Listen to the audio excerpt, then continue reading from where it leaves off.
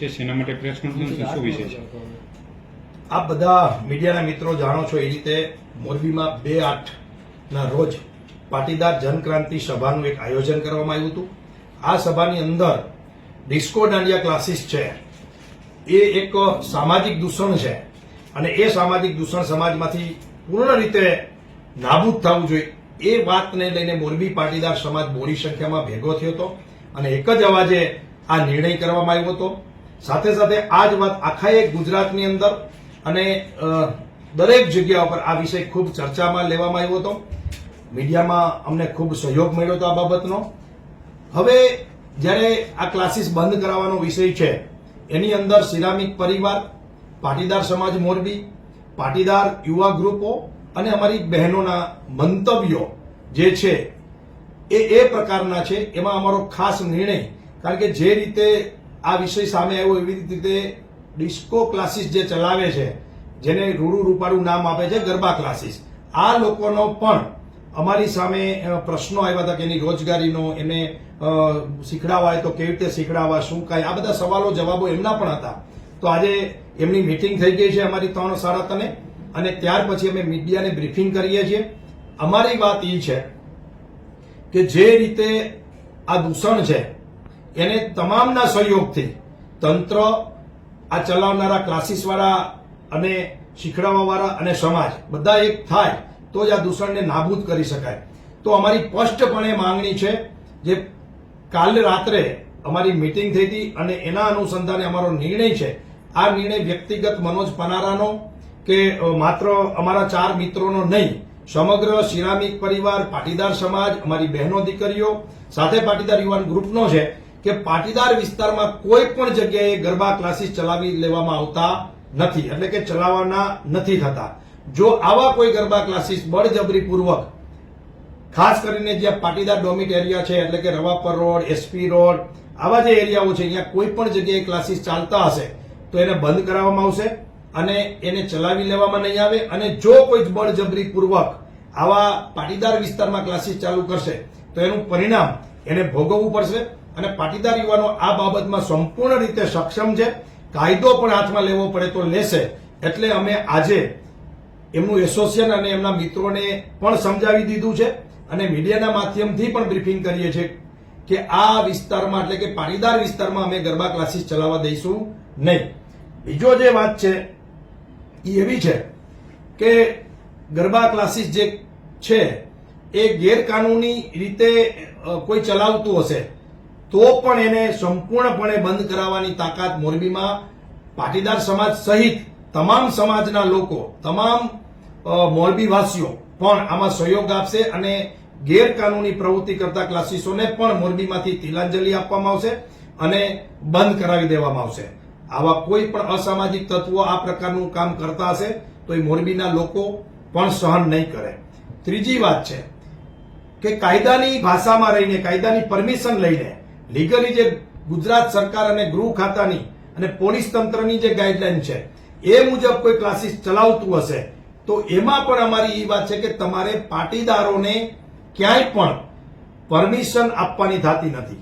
પાટીદાર બેન દીકરી કે યુવાનો તમારા ક્લાસીસમાં રમવા આવે તો તમારે સંપૂર્ણપણે એને ના પાડી દેવાની છે.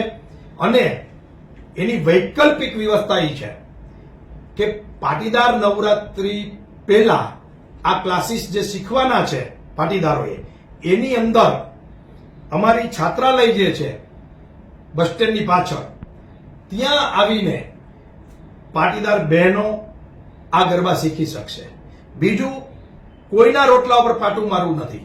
જે આ શીખડાવે છે એ પણ આપણા જ છે, એટલે એમના ક્લાસીસમાં પાટીદાર બેન દીકરી યુવાનોને પરમિશન નથી આપવાની. પણ જો કોઈ સોસાયટી, કોઈ સાર્વજનિક પ્લોટમાં, કોઈ પોતાના વિસ્તારમાં, કોઈ પોતાના ફ્લેટમાં કે કોઈ પણ જગ્યાએ જો શીખડાવવા માંગે તો આ કોરિયોગ્રાફરને બોલાવીને, શીખડાવવાવાળી બેન દીકરીઓને, યુવાનોને બોલાવી અને અમારી પ્રીમાઇસીસમાં શીખડાવવાનું થાય તો અમે એને કોઈ જાતની કન્નડગત કે ના પાડતા નથી. એ સિવાય અન્ય જગ્યાએ લીગલી કોઈ ચલાવશે પરમિશન લઈને આ પ્રકારના ડિસ્કો દાંડિયા ક્લાસીસ તો એને પણ સંપૂર્ણ જવાબદારી સાથે આ ક્લાસીસ ચલાવવાના રહેશે. કારણ કે મોરબીની તમામ સમાજની દીકરીઓ, તમામ ધર્મની દીકરીઓ એ આપણી દીકરીઓ છે. એટલે કોઈ પણ આ પ્રકારનો દાંડિયા ક્લાસીસ ચાલુ કરે તો એની સંપૂર્ણ જવાબદારી રહેશે કે કોઈ પણ દીકરી સાથે કોઈ પણ પ્રકારની છેડછાડ ન થવી જોઈએ, એના ભવિષ્ય સાથે ચેડા ન થવા જોઈએ, એમને કોઈ લુખ્ખો આવારા ફસલાવી અને એની સાથે એની જિંદગીની બરબાદી ન કરે એની જવાબદારી આ ક્લાસીસ ચલાવનારાની રહેશે. સાથે સાથે અમે એ પણ માંગણી કરીએ છીએ કે આવા ક્લાસીસોની અંદર પણ પાટીદારોને તો એન્ટ્રી આપવાની જ નથી, પરંતુ જે બહેનો દીકરીઓ શીખે છે એમની બેન્ચ અલગ રહેવી જોઈએ, ભાઈઓની અલગ, બહેનોની અલગ, સાથે સાથે એનો સમય અલગ, અને શીખડાવનાર જે છે કોરિયોગ્રાફર એ બહેનોને બહેનો શીખડાવે અને ભાઈઓને ભાઈઓ શીખડાવે. આ પ્રકારની મોરબીમાં પરમિશન લઈને બીજી જગ્યામાં કોઈ ચલાવશે તો એને પણ આ ગાઈડલાઈન ફોલો કરવી પડશે. આ સાથે સાથે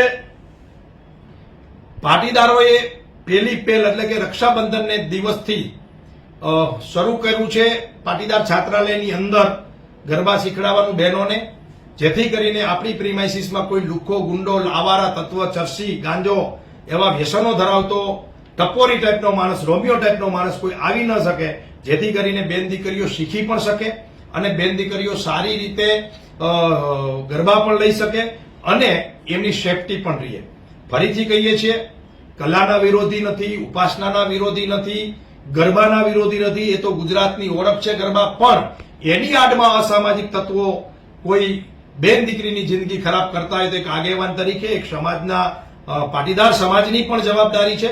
અને આ વાત જે રીતે મીડિયાના માધ્યમથી આખા ગુજરાતમાં ગઈ અને સુરતમાં, અમદાવાદમાં, બરોડામાં, રાજકોટમાં પણ આ બધા વિષયોનું સમર્થન મળ્યું અને ક્યાંક ને ક્યાંક સમાજ આ વિષયે ચિંતન મનન કરતો થયો, વાલીઓ પણ જાગૃત થયા, શીખવાવાળા ખેલૈયાઓ પણ વિચારવા માંડ્યા છે કે સાચી વાત છે, ક્યાંય કોઈ સાથે ખોટું ન થવું જોઈએ. તો અમને તમારો ખૂબ સહયોગ મળ્યો. આજની અમારી 3:30 વાગે મોરબી ગરબા એસોસિએશન છે એમના તમામ મિત્રો સાથે મીટિંગ થઈ હતી. એમને આ બધી જ વાતોની જાણ કરી છે. મોટા ભાગના મિત્રોએ હા પાડી છે.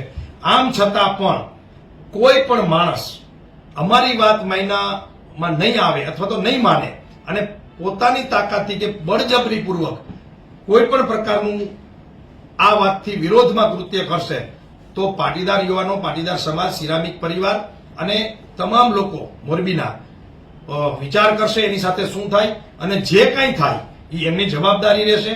અને જરૂર પડે તો કોઈ બેન દીકરી સાથે ખોટું થતું હશે એ પછી કોઈ પણ સમાજની હોય, મોરબીની દીકરી એ આપણી બધાની દીકરી છે, એમ કોઈ પણ દીકરી સાથે ખોટો વ્યવહાર થશે તો કાયદો પણ અમે હાથમાં લેતા અચકાશું નહીં. આ અમારો આજનો વિષય હતો, આજની અમારી આ વાત હતી. મનોજભાઈ, કયા કયા વિસ્તારો પાટીદાર સમાજમાં તમે એને મનાઈ ફરમાવી છે અને અત્યાર સુધીમાં તમે કહેશો કેવી રીતે એને બંધ કરવામાં આવશે?